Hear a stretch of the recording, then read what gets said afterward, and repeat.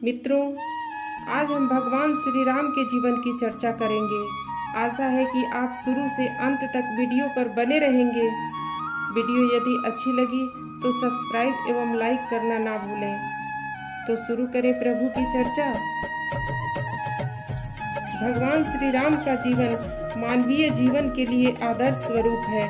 उनका हर रूप विशेष रहा है, चाहे वे पुत्र रूप में हो या भाई के रूप में, पति के रूप में हो या राजा के रूप में, योद्धा के रूप में हो या तपस्वी के रूप में। उनका हर रूप, उनकी हर पहचान उन्हें शिरोमणि बनाती है, विशेष बनाती है और मर्यादा की पहचान कराती है। अमर्यादित आचरण से मनुष्य उच्च श्रृंखल हो जाता है, लेकिन मर्यादित आचरण उसे चरित्रवान बनाता है। जिस तरह नदी का पानी जब बाढ़ के रूप में अमर्यादित होकर जहाँ तहाँ बहता है तो तबाही फैलाता है, जबकि वही पानी जब मर्यादा में बहता है तो सिंचाई से लेकर अनेक कार्यों में उपयोगी होता है। उसी तरह मर्यादा मनुष्य को विशेष बनाती है, उपयोगी बनाती है। मित्रों, श्री राम ने जन्म ही इसलिए लिया ताकि वे समाज में मर्यादा की स्थापना कर सकें, मनुष्य को अमर्यादित आचरण से उबार सकें, नैतिक जीवन की सीख दे सकें, समाज में धर्म की स्थापना कर सकें। भगवान श्री राम का जब जन्म हुआ उस समय धरा पर चारों ओर अमर्यादित आचरण का साम्राज्य था। ऋषियों को आए दिन असुरों राक्षसों से संघर्ष करना पड़ता था और धर्म से, मर्यादापूर्ण आचरण से लोगों का विश्वास खोता जा रहा था। ऐसे में भगवान श्री राम ने अपने मर्यादित दिव्य जीवन से मानवता को यह सीख दी कि जीवन कैसे जीना चाहिए। मित्रों, राजपद के अधिकारी होते हुए भी उन्होंने सदैव तपस्या साधना का मार्ग चुना, अभ्यास को जीवन में प्राथमिकता दी, सुख भोग का त्याग किया। भगवान श्री राम के जीवन का प्रत्येक प्रसंग ऐसा है जो मनुष्य जीवन के लिए आदर्श है, अनुकरणीय है। उनका रहन सहन, उनका व्यवहार, उनका आचरण, उनके वचन, उनका युद्ध कौशल सब कुछ सराहनीय है। तभी तो वे लोगों के हृदय में वास करते हैं। श्री राम ने बाल्यकाल में अपने भाइयों के सम्मुख आदर्श भाई का उदाहरण सामने रखा। उन्होंने अपने हिस्से का भाग भी अपने भाइयों को दिया और उन्हें सदैव प्रसन्न रखने की चेष्टा की।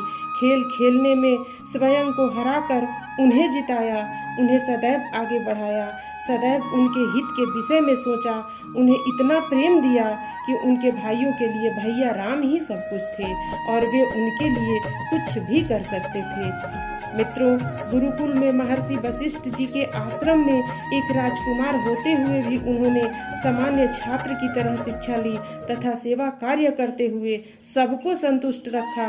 उन्होंने कभी भी राजकुमार होने की विशिष्ट सुविधा या छूट नहीं ली।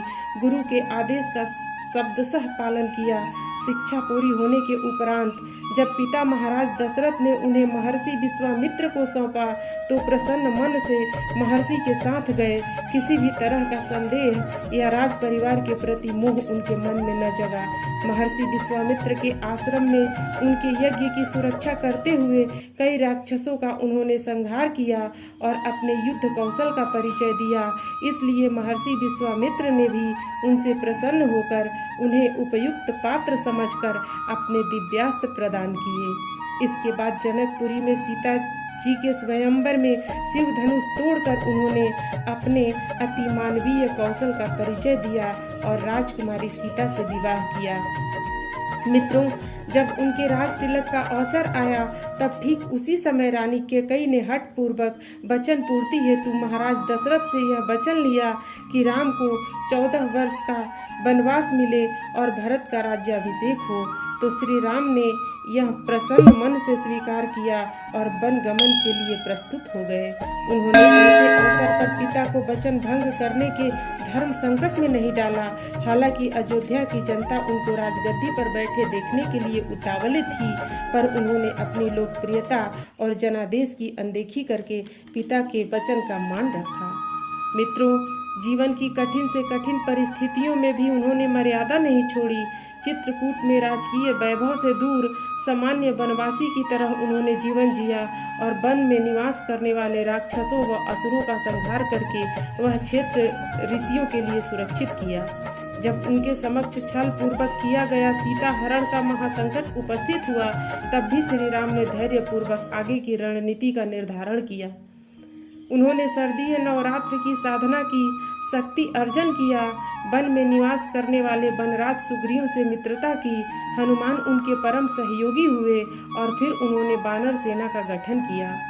मित्रों, यदि श्री राम चाहते तो महाबलशाली बलि की मदद से उस समस्या का तत्काल समाधान पा सकते थे, पर श्री राम ने किसी दुराचारी की सहायता लेना स्वीकार नहीं किया। स्वेच्छाचारी अन्यायी को छोड़ सदाचारी दीन का पक्ष लेना ही श्रेष्ठ पुरुष का सद्गुण होता है। यही उदाहरण श्री राम ने प्रस्तुत किया। उन्होंने बलवान किंतु अन्यायी अधर्मी बलि को छोड़कर दीनहीन सुग्रीव को अपना मित्र बनाया। बलि का वध करके सुग्रीव का राज्याभिषेक किया और फिर वानर सेना की मदद से सीता माता की खोज आरंभ हुई। मित्रों, माता सीता उस समय रावण की कैद में लंकापुरी में थीं। यह लंका चारों ओर समुद्र से घिरी हुई अभेद्य सुरक्षा कवच से संरक्षित थी। यहाँ पहुँचना किसी के लिए भी असंभव था, लेकिन इस असंभव को संभव कर दिखाया महाबली हनुमान ने। सीता माता की खोज होने के उपरांत समुद्र पर सेतु बनाकर सब लंकापुरी आए। यहाँ पर भी श्री राम ने रावण को अवसर दिया कि वह सीता को ससम्मान वापस लौटा दे। इसके लिए उन्होंने शांति प्रस्ताव भी भेजा, लेकिन जब रावण ने श्री राम की सज्जनता को उनकी कमजोरी समझकर शांति प्रस्ताव अस्वीकृत कर दिया, तब फिर युद्ध हुआ और अंत में उन्होंने असुरता का समूल नाश करके धर्म राज्य की पुनर्स्थापना की। मित्रों, इस तरह देखा जाए तो 14 साल का वनगमन वस्तुतः श्री राम द्वारा पृथ्वी पर चहुओर आतंक मचाने वाले राक्षसों व असुरों के संहार का काल था। राक्षस व असुर किसी भी तरह की मर्यादा और धर्माचरण को नहीं मानते थे और धर्म विरुद्ध अमर्यादित आचरण करते थे। युद्ध में एक तरफ धर्म का पक्ष था तो दूसरी तरफ अधर्म का, एक तरफ नीति मर्यादा का आचरण था तो दूसरी तरफ राक्षसी माया अनीति छल का आचरण था। मायावी रावण से मर्यादा युद्ध में विजय श्री हस्तगत कर श्री राम ने समूचे संसार के समक्ष एक अनूठा उदाहरण प्रस्तुत किया। मित्रों, श्री राम के हृदय की विशालता तब चरम पर पहुंच जाती है जब 14 वर्ष का वनवास भोगने के बाद सीता सहित अयोध्या पहुंचने पर उन्होंने सौतेली माता कैकेयी को पूरा आदर दिया। उन्होंने राजगद्दी पर बैठने पर अपने सहायकों सुग्रीव, हनुमान आदि के प्रति कृतज्ञता ज्ञापित की और उन्हें इस पूरे विजय अभियान का श्रेय दिया। राजा बनने के उपरांत भी उन्होंने राजपद का निर्वहन इसी श्रेष्ठता से किया कि आज भी श्रेष्ठ राजनेतृत्व की तुलना राम राज्य से की जाती है।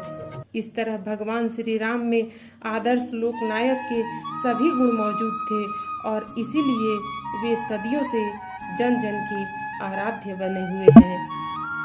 मित्रों, ऐसे थे हमारे प्रभु श्री राम और उनके मर्यादित आचरण। उनके आचरण को हमें भी अपने जीवन में उतारना चाहिए।